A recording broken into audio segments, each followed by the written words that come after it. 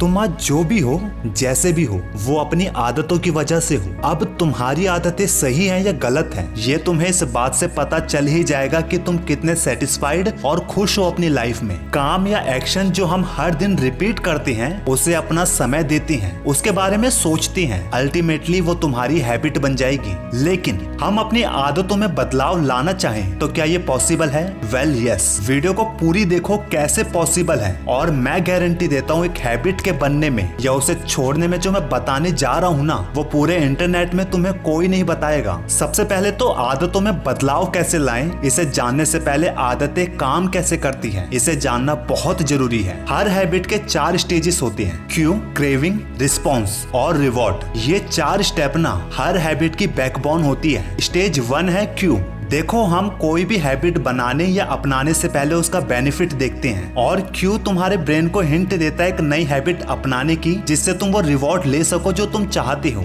जैसे कोई बंदा स्मोकिंग करता है और वो ये चाहता है कि उसकी बॉडी हेल्थी रहे, ब्रीदिंग इशू या हार्ट अटैक के रिस्क काफी कम हो, तो ऐसे में तुम्हारा ब्रेन तुम्हें क्यू देगा स्मोकिंग को छोड़ने की हैबिट अपनाने की। इसीलिए कहा भी जाता है कि हर प्रॉब्लम का कोई ना कोई सॉल्यूशन होता है, बशर्ते तुम उसके लिए सेक्रीफाइस और नई आदत को एक्सेप्ट करने की हिम्मत तो रखो। स्टेज 2 है क्रेविंग। जैसे कि मैंने पहले कहा था, चीजों को लगातार करते रहने से वो आदत बन जाती है। कोई भी आदत इसलिए नहीं छोड़ पाते लोग क्योंकि उनका अपनी क्रेव यानी तेज इच्छा पर कंट्रोल नहीं होता, जबकि वो भूल जाते हैं कि ये क्रेव टेम्परेरी है। सेम थिंग अप्लाई होती है नई हैबिट को अपनाने में। कोई नई हैबिट को रूटीन में लाने के लिए तुम्हें क्यों मिलता है, फिर तुम्हारी क्रेविंग स्टार्ट हो जाती है, जिसे हम एक्साइटमेंट का नाम दे देते हैं। ध्यान रखना दोस्त, किसी भी बुरी हैबिट को छोड़ने के लिए क्रेव भटकाने का काम करती है, जबकि किसी भी नई हैबिट को बनाने में यही क्रेव मोटिवेशन का काम करती है। और एक बात, छटपटाना या क्रेव हमें हैबिट की नहीं होती, बल्कि उसके रिवॉर्ड की होती है। जैसे चेन स्मोकर को स्मोकिंग की तड़प नहीं होती, बल्कि स्मोकिंग के बाद जो ब्रेन को रिलीफ मिलता है उसकी क्रेविंग होती है। स्टेज 3 है रिस्पॉन्स, यानी हैबिट को छोड़ रहे हो या नई हैबिट अपना रहे हो। ऐसे में जब तुम क्रेविंग के स्टेज को पार कर देते हो ना, तो कुछ समय बाद रिस्पॉन्स मिलना शुरू हो जाता है। सोशल मीडिया या व्हाट्सएप चलाने की क्रेव बढ़ने के बाद भी तुमने उस पर कंट्रोल कर लिया है, तो कुछ समय बाद तुम्हें रिस्पॉन्स मिलना शुरू हो जाएगा। और आखिरी स्टेज 4 है रिवॉर्ड। रिवॉर्ड मतलब जहां फाइनली तुम अपने गोल को अचीव कर लेते हो, जहां तुम्हारी एक नई हैबिट बन जाती है या छूट जाती है। रिवॉर्ड हमें 2 चीजें देता है, पहला हमें सेटिस्फाई करता है, दूसरा हमें कुछ नया सिखाता है। रिवॉर्ड का मतलब है कि तुमने अपनी क्रेव को पूरी तरह सेटिस्फाई कर दिया अपनी हैबिट से, और एक बार तुमने किसी भी हैबिट में 4 स्टेजेस को क्लियर कर लिया या तुमने अपनी हैबिट को चेंज कर लिया, तो उसके बाद से तुम्हारा कॉन्फिडेंस और तुम्हारा बिलीफ अपनी काबिलियत पर और बढ़ जाता है। लास्ट में यही कहूंगा कि ये जो 4 स्टेजेस हैं आदतों में बदलाव लाने के लिए, ये स्टेप तुम्हें कोई नहीं बताने वाला, जबकि यही 4 स्टेजेस को एक एक स्टेप में डिवाइड करके और उसे क्लियर करके तुम अपनी आदतों पर जीत कायम कर सकते हो। आसान नहीं है, लेकिन यही इसकी खूबसूरती है कि ये आसान नहीं है, वरना फिर तो सभी इसमें चैंप बन जाते। वीडियो अच्छी लगे तो चैनल को सब्सक्राइब करके बेल आइकॉन जरूर दबाना।